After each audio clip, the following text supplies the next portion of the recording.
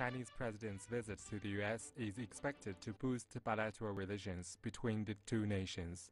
Despite certain disagreements, China and the United States have a strong economic bond, which experts believe can help the two move forward together.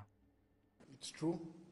The relations between the two biggest powers in the world working together is highly complementary to each other because they exchange views, they have things they would like to deal with in common, and instead of stressing rivalries in some areas, you stress complementarity. And when you deal with complementarities, it's a win-win situation because each side is gaining something instead of wasting resources. The President Xi Jinping also stressed that the potential of cooperation between the two largest economies in the world are huge. And how do you see this potential, and how do you see this potential can have impact on Africa? They do a lot of business.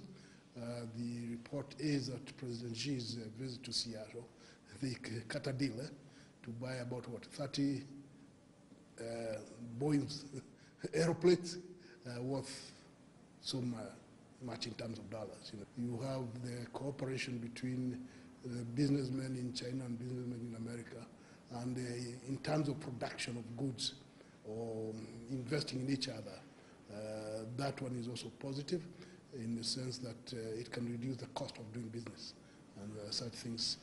According to Munene, African countries are also set to benefit from the China-US cooperation.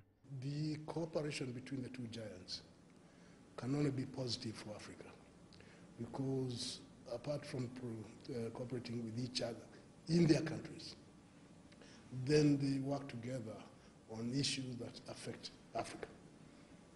Issues such as security, problems such as